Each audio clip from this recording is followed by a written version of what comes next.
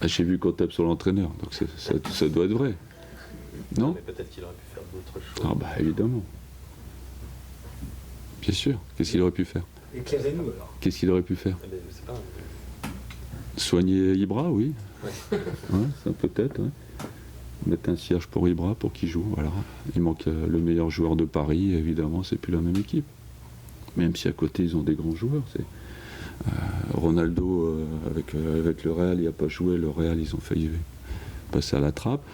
Vous savez, quand le Bayern il joue sans 3 ou 4 meilleurs joueurs, dernier match, ils ont perdu.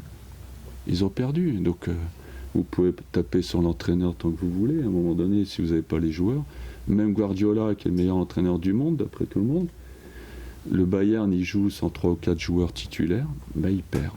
Voilà. Si encore je peux vous donner des exemples, je vais vous en donner toute la journée. Hein. Mais vous tapez toujours sur l'entraîneur. Voilà. On a aussi parlé de l'expérience, du manque d'expérience. Est-ce que ça peut jouer à ce niveau-là de la compétition? Je pense pas. Je pense pas. Les joueurs de Paris, c'est pas quand même des jeunes perdreaux de l'année. Hein. Enfin, je sais pas, non, mais par exemple, Verratti, peut-être qu'à ce niveau-là, il touche... Et le match aller, ils n'avaient pas l'expérience. En première mi-temps. Non, mais le match aller, il se joue sur un coup de... Et le match retour, il joue sur quoi?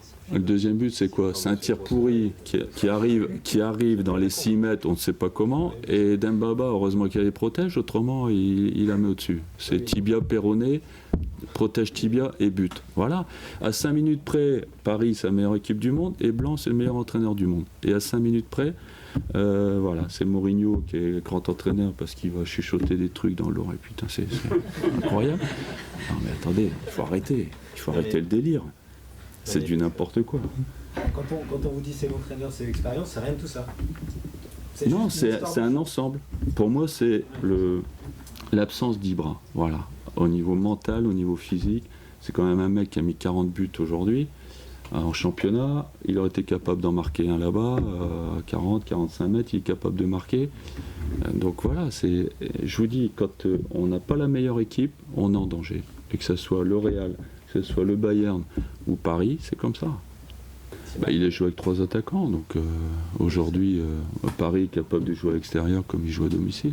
Oui, mais par exemple, Verratti dégager tout de suite, ne pas soigner sa relance sur les premières matchs. Oui, après, il y a des joueurs, parfois, ils sont à côté d'un match, ça peut arriver.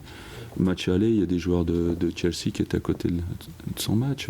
Donc, il ne faut pas non plus incriminer tel ou tel. Je pense que c'est... Voilà, ils n'ont pas eu de réussite à 5 minutes près, même pas 3 minutes. Et si le tir il n'arrive pas dans les 6 mètres, on ne sait comment, Paris se qualifie tranquillement. Après, on tape sur Cavani. Voilà, pourquoi Cavani? Je sais pas, je comprends pas. Je comprends pas. Pourquoi enfin, je sais pas. On discute tout le temps des choses après match, mais avant match, la composition de Laurent Blanc, elle est cohérente. Il doit bien tenir, il a 3 milieux habituels et 4 défenseurs habituels, il met 2 attaquants qui vont très vite, Cavani dans l'axe qui est capable de reprendre des centres. C'est tout ce qu'il y a de plus logique, ce qu'il a fait. Donc aujourd'hui, le débat là-dessus, c'est... Après, on peut toujours dire pourquoi il a fait rentrer un défenseur et pourquoi il n'a pas fait rentrer un attaquant. Alors quand vous gagnez, vous faites rentrer un défenseur, heureusement qu'il a fait ça, et quand vous perdez, pourquoi il n'a pas fait rentrer un attaquant? Non, mais après match, on peut tout dire. C'est pour ça qu'il y a autant de débats et autant de polémiques. Mais après match, c'est facile. Mais je trouve qu'il a été cohérent dans tout ce qu'il a fait. Et juste un petit mot sur Barcelone. Oh non, m'en parlez pas. C'est la défaite. C'était pas méchant, hein. Non, je suis déçu pour eux. Mais bon, ils méritaient pas de passer. Franchement, ils sont tombés sur une grosse équipe de l'Atlético qui... Je voudrais bien les voir contre le Bayern, cette équipe-là. Parce qu'ils ont mis un impact physique, et avec des joueurs qui ont 10 cm de plus et 10 kg de plus comme le Bayern, je demande à voir. C'est intéressant. Juste, c'est vrai que ça se joue à 5 minutes, mais est-ce que le fait qu'il n'y ait pas de très très gros match en Ligue 1 pour le PSG, est-ce que c'est un handicap? Ouais, je pense que là, oui.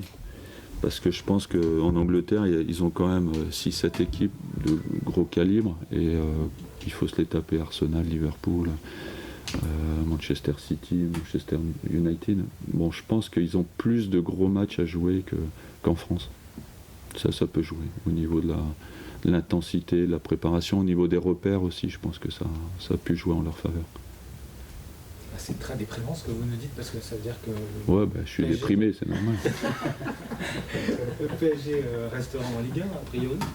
Donc ça veut dire qu'ils auront les mêmes adversaires la saison Il prochaine. va falloir trouver un ressort pour les motiver encore plus. Ouais. Non, Peut-être Au niveau des adversaires en qu'ils Ligue 1. prêtent des joueurs dans les clubs. voilà une solution. Vous voyez, j'ai encore un peu de lucidité quand même. Laissez-nous deviner, vous prendriez Zlatan? Ah, ça, sans hésiter. Ouais. Et Cavani aussi, hein. On a tapé dessus, mais moi je le prends tous les jours.